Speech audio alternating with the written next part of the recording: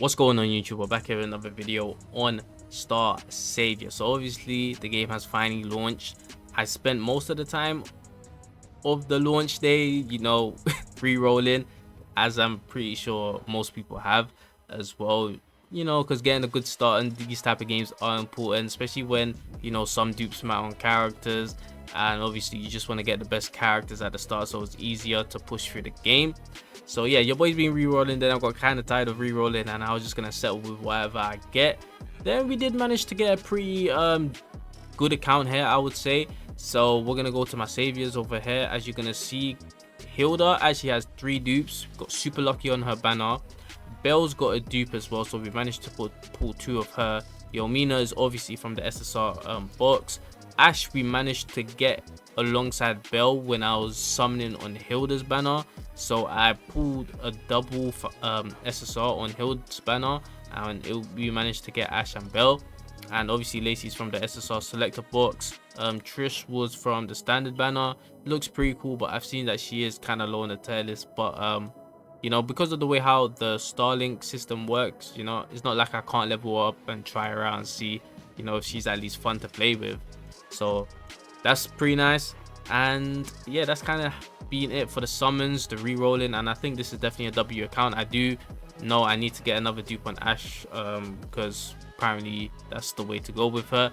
But yeah, I'm gonna focus on getting one more dupe for her. Then I think after her I'm gonna pretty much save up, because I'm hoping that Rosaria chick's gonna be like the next big new banner, because I really like from what I've been seeing in the trailers and stuff. She looks pretty cool, badass. So I'm hoping, number 1, she's actually playable, and number 2, that she's actually the next banner. And well, if she's not, then I'll probably try to get more dupes on Ashe over here, since she's top tier. And yeah, well, that's kind of the plan for the account summoning wise. But in terms of the first impressions, I've actually been really enjoying the game. Obviously it's fairly new, honeymoon phase and all that, so take that into account. But it's been a lot more fun and enjoyable than I thought it was, because it's actually been interesting as well, because there's so much mechanics to learn with the way how this game works. It's got an idol system, they also have this unique training system as well, which I've never seen in a gacha game. Apparently another gacha game has it, but I'd never played that gacha game. So yeah, for me it was fairly new, and it was actually pretty fun, because you could basically build the character out the way you want. Even though there's probably going to be certain ways to build the character, it is still pretty cool that you could build a character out the way how you want. I think something like that could definitely be fun when you get characters that could maybe do 2 things, and you use that training system to, I don't know, maybe level up both, maybe go into one instead of the other, and see how that build is instead. So I feel like that type of training system could be fun with certain characters if they do get that technical, right? So apart from the enjoyment, there are other things I enjoy. I love the time saving quality of life features they have. For example, you can really play this as a side game or on the background while you're playing another game, because they have so many good features. For example, the operations where you're mostly going to be grinding, especially at the launch of the game, you can literally put on auto and tick the box where it says go to the next stage after 5 seconds, and it will literally just clear the whole operation chapter for you while you're just doing something else in your life or playing another game or whatever. So I love that. You got the battle feature over here, where when it comes to grinding for materials, once you complete it, you can literally just sweep it. Thank you. So over time you could just literally hop in the game, sweep everything you gotta sweep, leave stuff on auto what you got auto, and the only thing you're really gonna have to pay attention to is probably the boss battles, the guild boss battles, and PvP. So I'm just happy about all of those time saving features, because it would be annoying if you had to manually do everything. Then here we got the events. Nice, one's a permanent event, the flashpoint, that's the bosses. I like the fact that they're going to be dropping other events as well. Could be good pieces of content, could be fun with some of the stuff they drop. And hey, if the story alongside with these events are good, that's also an added bonus for people that are into that type of stuff. And I'm never going to be upset about events, because usually there's some nice rewards from them.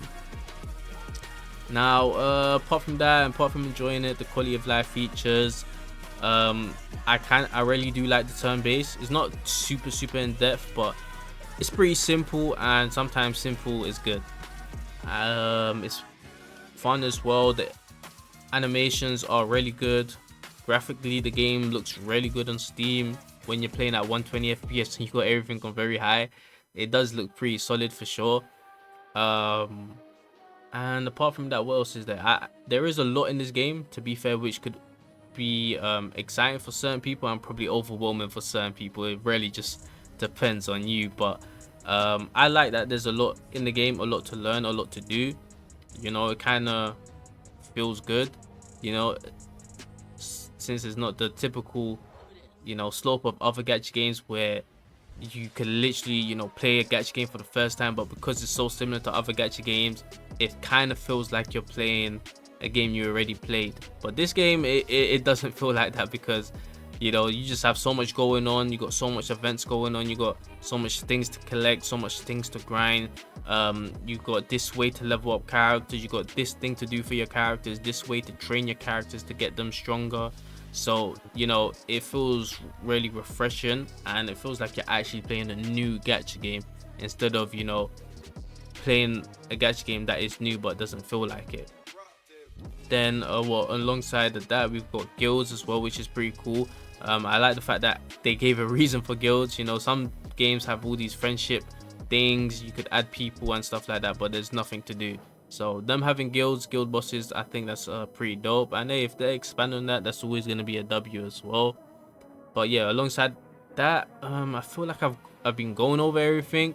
Yeah, there's a lot to do, a lot to grind, which I really like.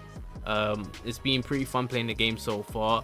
I'm hyped to, you know, get more into the end game and try out the bosses and the PvP. I think it could be enjoyable and fun. The only thing that's going to be questionable, or I'm keeping my eye on, is obviously the summoning. There not being no 50-50, there not being no guarantee, even though there's a 200-point exchange.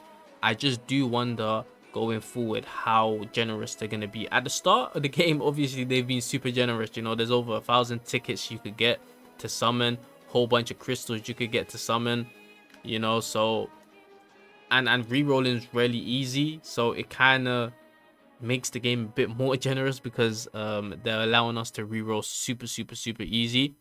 But I just do wonder, you know, a month or two later, how generous is the game still gonna be? You know, are we gonna be able to do a fair amount of summons, since there's not really any guarantee, you know, per patch, you know, or per banner, how much pools are we really gonna get? So that's just something I've been wondering about. But yeah, apart from that, I've been pretty much enjoying everything else about the game.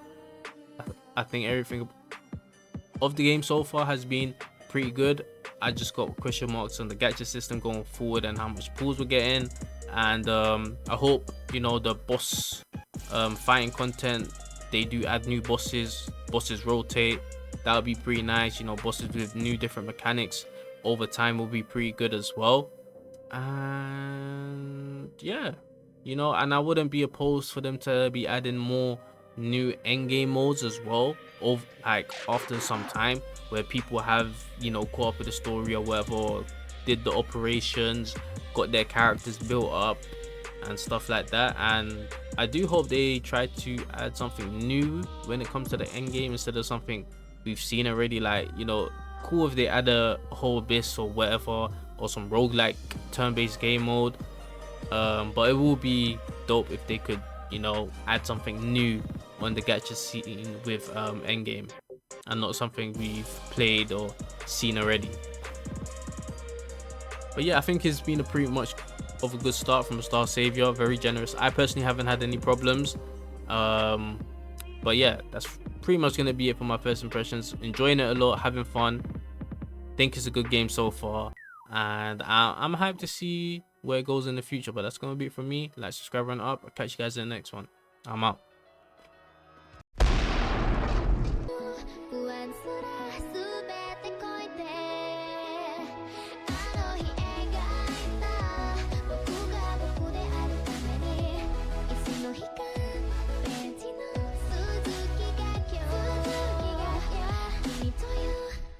tell